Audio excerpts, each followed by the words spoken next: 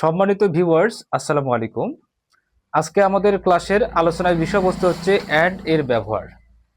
যদি অ্যান্ড থাকে, ওর সামনে যদি সাবজেক্ট থাকে, পরেও যদি সাবজেক্ট থাকে, তার মানে অ্যান্ড আছে, সামনে একটা নাউন, পরে একটা নাউন, তাহলে এই অ্যান্ড থাকার কারণে ভার্বের কি চেঞ্জ হবে এটা দেখো। এখানে পাঁচটা আছে, তাই না?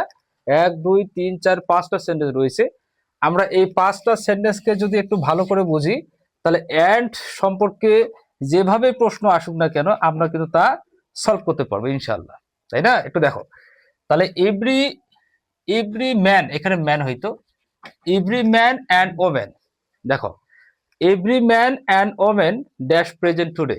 আচ্ছা, টুডে যদি থাকে, আমরা তো জানি যে টুডে যদি থাকে তাহলে ভার্বের প্রেজেন্ট ফর্ম হয়। কি ফর্ম হয়? প্রেজেন্ট ফর্ম হয়। কিন্তু এখানে দেখো, প্রেজেন্টটা হচ্ছে ভার্ব। কি বাবা? এটা হচ্ছে ভার্ব, তাই না? এটা কি ভাব? মেইন ভাব বা প্রিন্সিপাল ভাব। তা প্রিন্সিপাল ভাব যদি হয়, তাহলে এর আগে আমাদের কি দেওয়া লাগবে? একটা হেল্পিং ভাব আমরা কিন্তু নিতে পারি, তাই না? একটা হেল্পিং ভাব আমরা কি করতে পারি? নিতে পারি। তাহলে এভরি যদি থাকে, এই যে অ্যান্ড যদি থাকে, যদি দেখেন যে অ্যান্ড এর সামনে একটা নাউন রয়েছে, আবার অ্যান্ড এর পরে একটা নাউন রয়েছে, আর যেগুলো সাবজেক্ট হিসাবে কাজ করে, তাহলে অ্যান্ড আছে, ওর সামনে একটা নাউন, পরে একটা নাউন, ওর সামনের যে নাউনটা ওর সাথে ইভরি আছে, অথবা ওর পরের যে নাউনটা ওর সাথে ইভরি আছে, অথবা দুটার সামনে ইভরি আছে, অথবা ইজ থাকতে পারে। খেয়াল রাখবেন, এই চলে এই ভালো করে দেখো, ইভরি বা এইস, ইভরি বা ইস, কি বললাম? ইভরি বা এই ইস।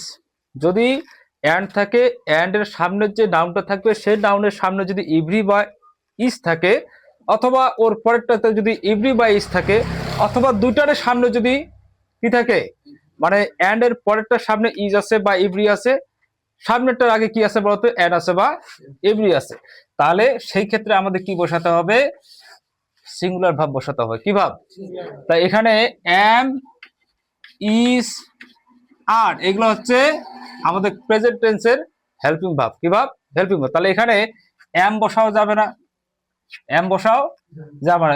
ওমেনের এখানে তো এম আসে না, অথবা ম্যানের এখানে তো এম আসে না, তাহলে আর বসা যাবে না, আর তো প্লুরাল ফর্ম বসা যাবে না। তাহলে সিঙ্গুলার ফর্ম কি পাবা? ইজ। তাহলে every man and women is present today, is present today, তাহলে এখানে ইজ হবে। কি হবে? ইজ হবে। এবার দেখো, নাও হি অ্যান্ড আই। আচ্ছা, নাও অ্যাট দিস মোমেন্ট যদি থাকে, তাহলে ভার্বের সাথে কি হয়ে যায়? আইএনজি হয়ে যায়। এবার সেটা হচ্ছে প্রেজেন্ট কন্টিনিউয়াস হয়, প্রেজেন্ট কন্টিনিউয়াস হয়। এখন দেখো তো, হি অ্যান্ড আই, একটা বিষয় খেয়াল রাখবা, মাঝখানে কি আছে? অ্যান্ড। কি আছে?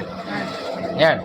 যদি অ্যান্ড এর পরে একটা সাবজেক্ট থাকে, অ্যান্ড এর আগে যদি একটা সাবজেক্ট থাকে, ভালো করে খেয়াল রাখবা যে অ্যান্ড এর পরে একটা সাবজেক্ট, অ্যান্ড এর আগে একটা সাবজেক্ট, সাবজেক্ট গুলো যদি সিঙ্গুলার হয়, তারপরে ভাবটা হবে কি? প্লুরাল। কি হবে? প্লুরাল হবে। তাহলে এখানে যেহেতু নাও আছে, নাও বা এট দিস মোমেন্ট, নাও থাকার কারণে কি? প্রেজেন্ট কন্টিনিউয়াস টেন্স হয়। আর আমরা তো জানি প্রেজেন্ট কন্টিনিউয়াস টেন্স আছে, এই প্রেজেন্ট কন্টিনিউয়াস টেন্সের স্ট্রাকচারটা কি একটু আমরা বোঝার চেষ্টা করি। যে এম, ইজ, আর প্লাস ভার্বের সাথে কি বলতো? আইএনজি। ভার্বের সাথে কি? আইএনজি। কিন্তু এখানে হি অ্যান্ড আই, আমি বললাম কি যে অ্যান্ড আছে, ও সামনে একটা ভাব, ও পরে একটা ভাব, সিঙ্গুলার হোক আর প্লুরাল হোক, তাহলে কি হবে? ভাবটা প্লুরাল হবে। কি হবে? ভাবটা প্লুরাল। তাহলে এখানে এম ব্যবহার করা যাবে না, ইজ ব্যবহার করা যাবে, আর ব্যবহার করতে হবে। তা now he and I are doing the work. এখানে now he and I are doing the work, এখানে আর বসাতে হবে, আর ডুইং দ্য ওয়ার্ক। কোথায় বোঝা গেল?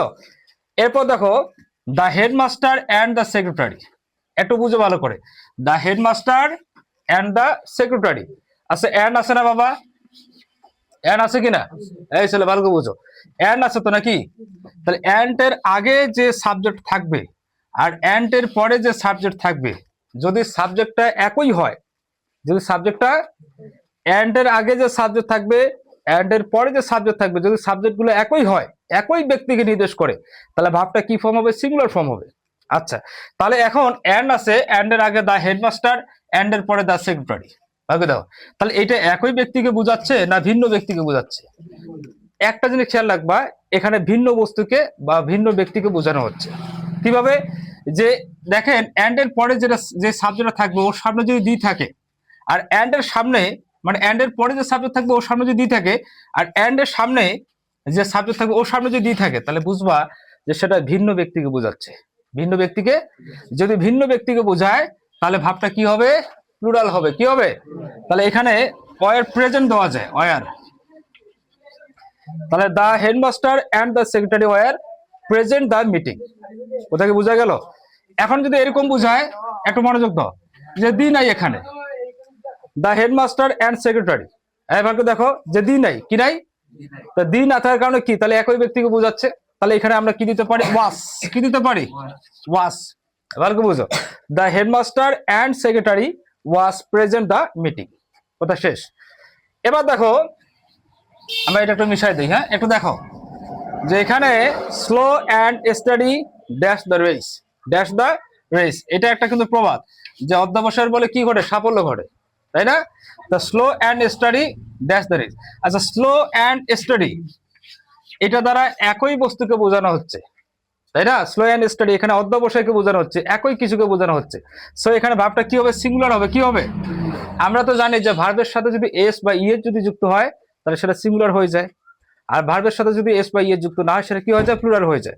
তাহলে এখানে উইন হওয়ার কথা ছিল, কিন্তু এখানে হবে উইন্স। কি হবে? উইন্স। আমরা তো জানি slow and steady wins the race. এরপর দেখো রহিম অ্যান্ড করিম,